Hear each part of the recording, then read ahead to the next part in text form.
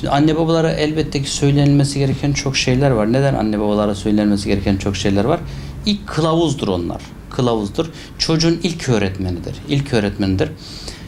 Anne babalık günümüzde maalesef yeterince özümsenmiyor.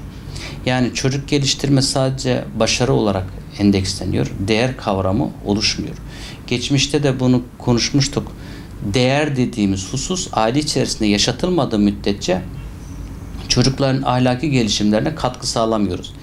Bir çocuğun yalan söyleme davranışını, matematikten zayıf alma davranışını önünde gördüğümüz zaman o zaman işler yoluna girer. Ama matematikten zayıf alma davranışını, çocuğun yalan söyleme davranışından çok önce gördüğümüz zaman, bunu düzeltebilmek için çok fazla çaba içerisine girdiğimiz zaman, yalan söyleme davranışını geride gördüğümüz zaman, bunu düzeltmek için herhangi bir çaba içerisine girişmediğimiz zaman maalesef hedeflediğimiz noktaya varılamıyor. Pedagojik hatalar çok fazla yapılıyor. Pedagojik hatalar günümüzde annelik ve babalık insanların kendi araştırmasına göre değil, çevredeki görmüş olduğu reklamlara göre gerçekleştiriliyor. Ne anlatmak istiyorum? Bir dizide bir davranış görmüşlerse, bir sosyal medya iletişim araçlarında, sosyal medya kanallarında bir ithaf görmüşlerse, bir eğitim görmüşlerse çocuklarını ona benzetmeye çalışıyorlar. Baktığımız zaman saçları onlar gibi olmaya başlıyor. Mesela erkek çocuk olmuş, saçları çok fazla uzun olan veya bağlanan bir çocuk meydana geliyor. Veya kız çocuk bazen erkek gibi yetiştirilebiliyor. Veya çocuk belli bir yaşa gelmiş, hala anneciğimdi ifadeler kullanıyorlar. Anneciğimdi, babacığımdı, teyzeciğim gibi. Yani çocuğu acizleştirebilecek ifadeler kullanabiliyorlar. Bunların kaynağına baktığımız zaman hep sosyal medyada veya şeyde görüyoruz, kitle iletişim araçlarında, televizyonda görüyoruz. Ama çocuk yetiştirmek bu değil. Çocuk yetiştirmek doğruları doğru zamanda yapmakla ilgilidir. Siz yanlışları yaptığınız zaman ortaya yanlış bir çocuk meydana gelir. Doğrular ne peki? İnsanlar kendilerini geliştirdikleri zaman hangi yaş grubunda neler verileceği bellidir. Bununla ilgili hiçbir eğitim alınmıyor. Bununla ilgili eğitim alınmıyor. Okullar veya kitaplar, bununla ilgili bir araştırma içerisine girilmiyor. Bunu önleyebilmenin en güzel yolu, insanlar evlilik kararı aldıktan sonra belli bir süre eğitime tabi tutulmaları gerekiyor. Yani çocuk psikolojisi üzerine, kendi aralarındaki etkileşim üzerine, var olan problemleri çözümleme üzerine, ondan sonra birbirinin duygusal olarak dünyasına nasıl değerlik duygusu verilebilirler, bunun üzerine bir eğitim almaları gerekiyor. Eğitim aldıktan sonra, kendilerini tamamladıktan sonra kısacası çocuk daha rahat yetiştirebilirler. Ama baktığımız zaman insanların çoğu kendilerini tamamlamadan, kendi yapılarını bütünleştirmeden evleniyorlar ve çocuk yapıyorlar. Şimdi insanlar çocuk meydana geldiği zaman, çocuk sahibi oldukları zaman neyi verecekler? Kendilerinde olanı verecekler. Kendilerinde eksik bir yapım var olduğu zaman ne yapıyorlar? Çocuklara da bu eksik yapıyı veriyorlar. Çocuklar aslında hayatta eksik yetişiyor. Anne babaların yapmış olduğu en büyük kaynaklı yanlışlardan bir tanesi bu. Gerçeklere göre değil, öne çıkan medyatik popüler sürece göre değerlendiriyorlar.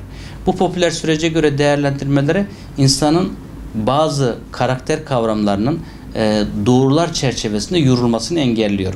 Biz doğruları doğru zamanda uyguladığımız zaman ortaya çok mükemmel bir çocuk yetişir.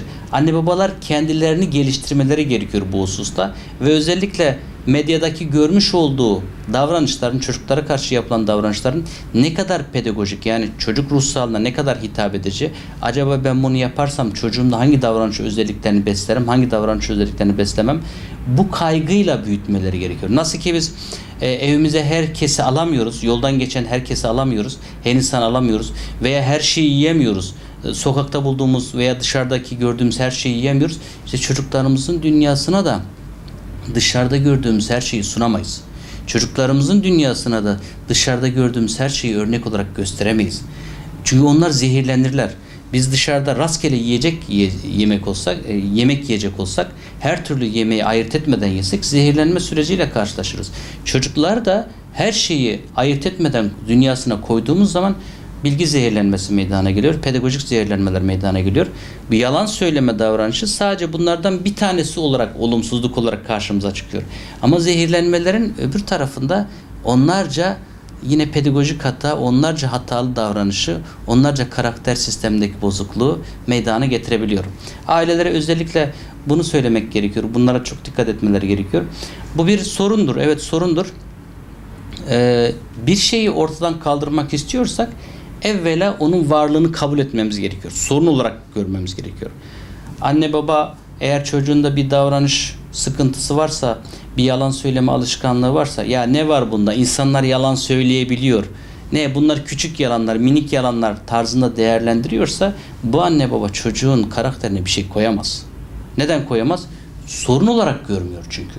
Biz sorunu kabullendiğimiz zaman onun çözümüne doğru gideriz.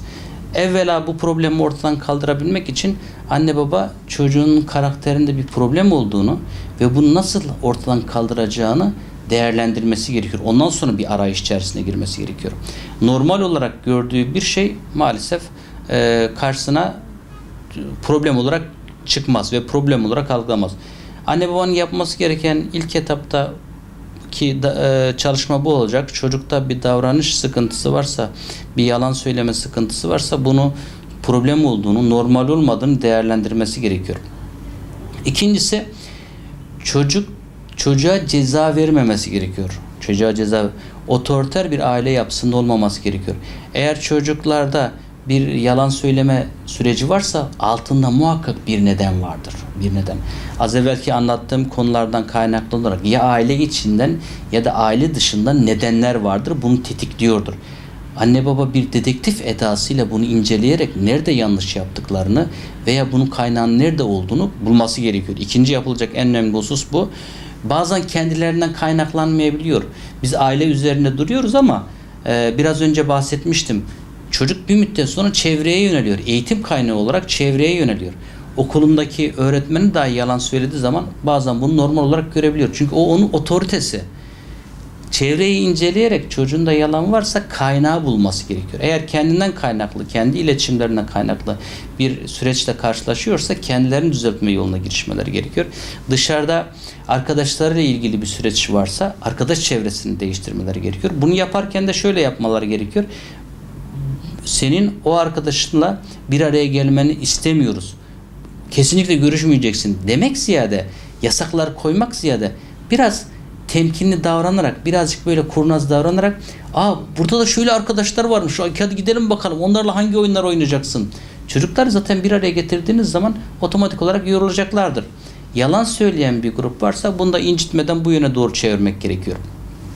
Kendileriyle ilgili bir sıkıntı varsa aralarındaki etkileşimi düzeltebilmek için anne baba olarak istişareler yapmaları gerekiyor ve buna yönelik adımlar atmaları gerekiyor.